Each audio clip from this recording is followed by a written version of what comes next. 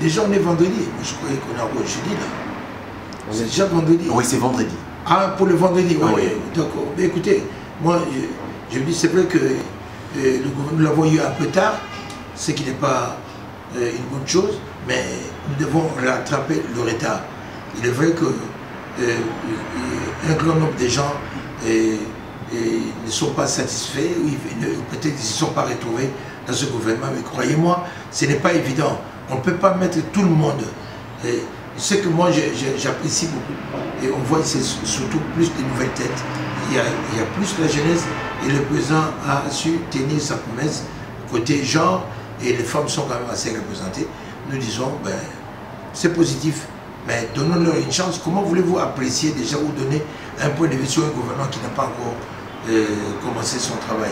Donc donnons-nous un peu la chance de leur donner un peu de temps, qu'ils se mettent dans le travail et on verra.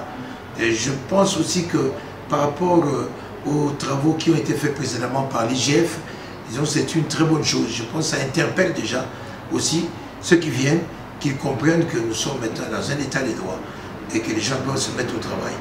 Alors, je conseillerais aussi le Premier ministre de mettre plus un accent sur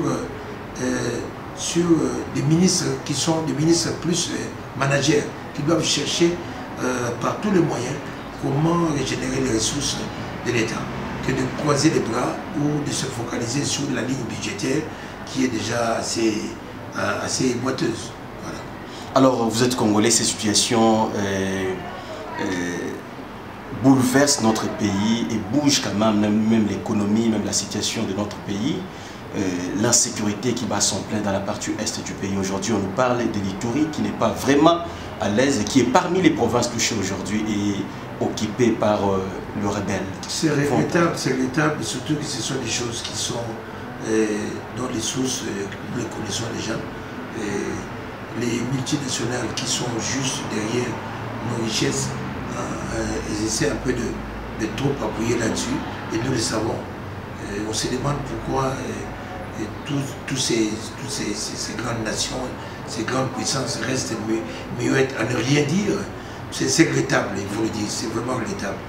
Je crois que j'avais suivi dans les réseaux quelqu'un qui avait donné une idée. Pourquoi pas aujourd'hui qu'on pouvait un peu libérer les armes? Comme ça, chacun a une arme. Je pense que vu la grandeur, même la masse de la population congolaise, je ne sais pas comment, quelle sera la réaction de tous ces rebelles, de ces révolutions, des gens qui s'attaquent à nos frontières, quand ils savent que les autres aussi de l'autre côté sont bien armés. On peut commencer peut-être partiellement, pourquoi ne pas libérer les armes au niveau de l'Ituri, que chacun ait au moins une arme. Je pense que ça va un peu faire taire. C'est une idée, il faut toujours essayer, parce que c'est incroyable, c'est impossible. On ne sait pas ce qui se passe, mais nous, parmi les solutions qui sont simples, et qui ont été d'ailleurs préconisées bien avant, c'était de placer tout un état-major, c'est-à-dire l'état-major se déplace de Kinshasa va vers l'Est. Mais pourquoi ça ne se fait pas, entre guillemets? Regardez la caméra, un message à nos compatriotes.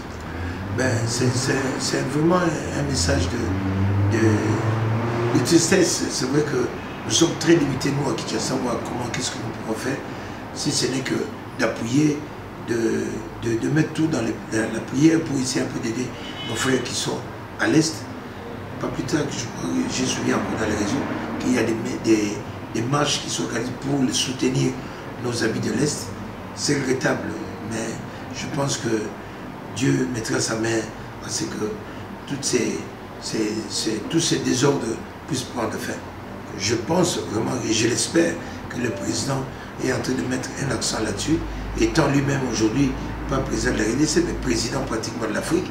Il dirige l'Afrique, c'est à lui de voir avec les partenaires africains comment mettre fin à ces groupes des rebelles qui continuent à mettre les désordres à l'est du pays.